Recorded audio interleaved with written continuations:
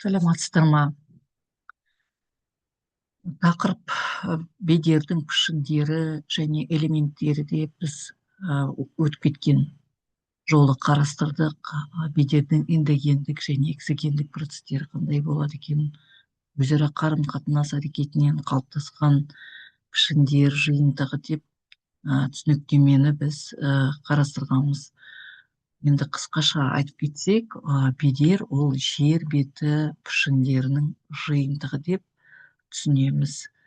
Және қандай элементтері болады екенін қарастырғанбыз.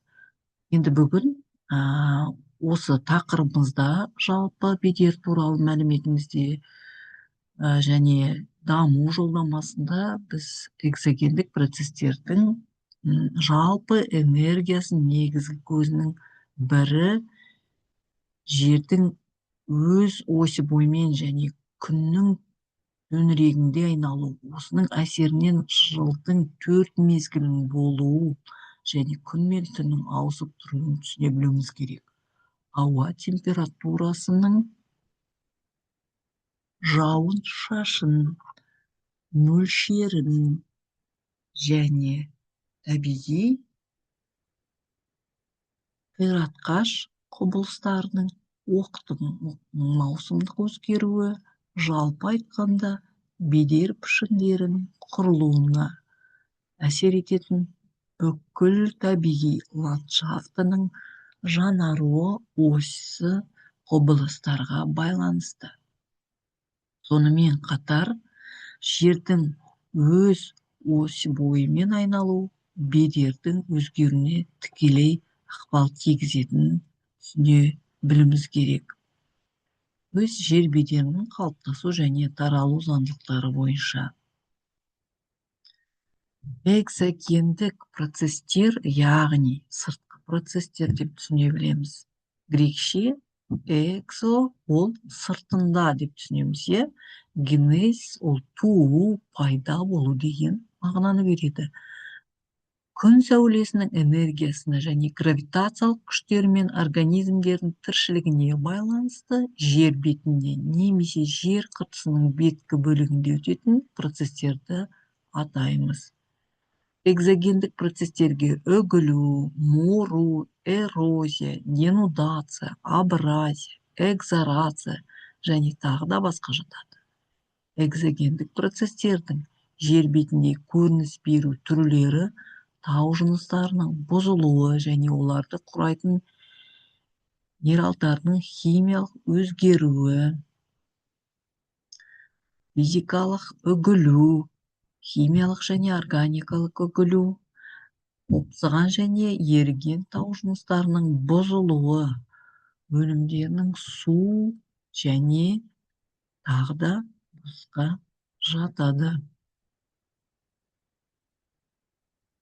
Экзогендік процестердің жер бетінде көрініс беру түрлері ол тау жыныстарының бұзылуы, олардың және құрайтын минералдардың химиялық өзгеруі, физикалық үгілу, химиялық және органикалық үгілу, қопсыған және еріген тау жыныстарының бұзылуы, өнімдерінің су, жел және мұздық арқылы шайылып тасымалдануы, құрлықта немесе су алаптарының түбінде шөгуі және шөгінді тау жыныстарына баяу ауысуы.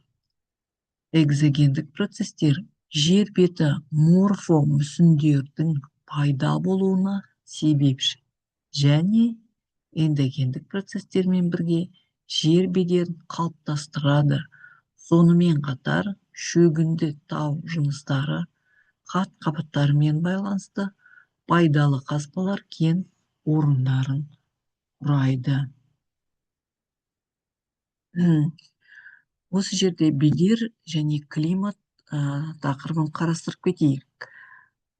Климат ол бедер құратын факторлардың ішіндегі ең маңыздысы. Климат пен бедердің өзара байланысы әртүрлі. Мысалы, үгілу процестерінің қарқындылығы климатқа тікелей байланысты.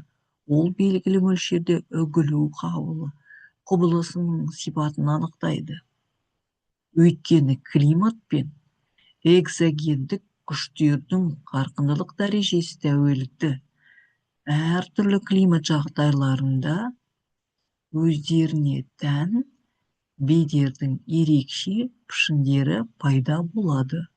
Климат бедер түсетін процестерге қаншама тікелей әсер етсе, соншама табиғат ортасының басқа компоненттері, мысалы гидросфера, топырақ, өсімдік жамылғысы арқылы жанама да әсерін тигізеді. Оңтүстік батыс Африка жағалауындағы Намиб шөлінің және оңтүстік Америкадағы Атакама шөлінің пайда болуы жағалау бойымен өткен суық теңіз ағыстарына байланысты. Бұл жерде климат осындай бедердің пайда болуына гидросфера арқылы әсерін тигізеді. Бедер көрінісін алғашқы тақырыпта көрсетіп кеткем, бірақ осы жерде тағы да еске аламыз. Бедерді түсіне білу үшін осындай бақылау сұрақтарға жауап беріп, қандай типтер болады, элементтері болады, өлшемдері бойынша жіктелуі, бейнеплен, педимент деген сұрақтардың бәрін біз алғашқы тақырыптарда қарастырып кеткенбіз. Сондықтан осы бақылау сұрақтарымен жұмыс істеу керек.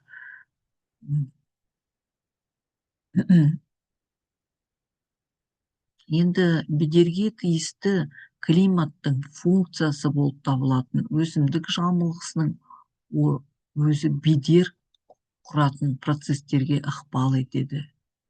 Мәселен, жер бетінде өсімдік жамылғасы тұтас болып кеткен жағдайда да су торларының ағуы бірден азайып, мүлде тоқтап қалуы ықтимал. Ал өсімдіктер сирек болған жағдайда немесе түгел жалаңаштанып қалған аймақтарда қарқынды физикалық және механикалық үгілуге және эрозиялық процестердің дамуына әкеп соғады. Енді келесі жолы біз климат пен бедер арасындағы байланыстарды ары қарай жалғастырып қарастырып кетеміз.